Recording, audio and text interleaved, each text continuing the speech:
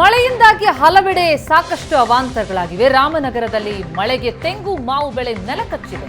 ಬಿರುಗಾಳಿ ಸಹಿತ ಮಳೆಗೆ ಮರಗಳು ಧರೆಗುರುಳಿತು.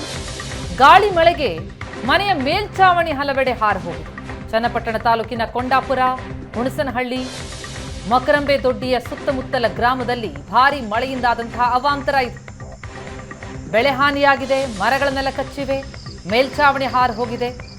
ದೃಶ್ಯಗಳನ್ನು ನೋಡ್ತಾ ಇದ್ದೀವಿ. ತೆಂಗಿನ ಗಿಡಗಳೆಲ್ಲವೂ ಕೂಡ ಧರೆಗುರುಳಿರುವುದನ್ನು, ಜೊತೆಗೆ ಮೇಲ್ಛಾವಣಿಯೇ ಹಾರಿ ಹೋಗಿದೆ ಹಲವೆಡೆ. ದೃಶ್ಯಗಳನ್ನು ನೋಡ್ತಾ ಇದ್ದೀವಿ.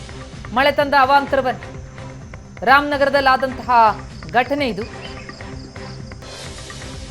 ಚನ್ನಪಟ್ಟಣ ತಾಲೂಕಿನ ಕೊಂಡಾಪುರ ಮತ್ತು ಹುಣಸನಹಳ್ಳಿ ಹಾಗೆ ಮೊಕರಂಬೆ ದೊಡ್ಡಿಯ ಸುತ್ತಮುತ್ತಲ ಗ್ರಾಮದಲ್ಲಿ ವಿಪರೀತ ಮಳೆಯಿಂದಾಗಿ ಅವಾಂತರ ಆಗಿದೆ. ಬಿರುಗಾಳಿ ಸಹಿತ ಮಳೆ, ತೆಂಗು ಮಾವು ಎಲ್ಲ ನೆಲಕಚ್ಚಿದೆ.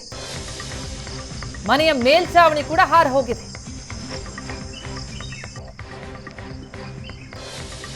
ವಿಪರೀತ ನಷ್ಟ.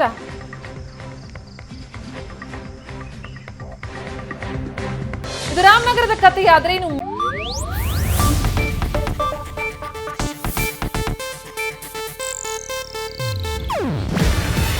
ಇದು ಏಷ್ಯಾನೆಟ್ ನ್ಯೂಸ್ ನೆಟ್ವರ್ಕ್ ಪ್ರಸ್ತುತಿ.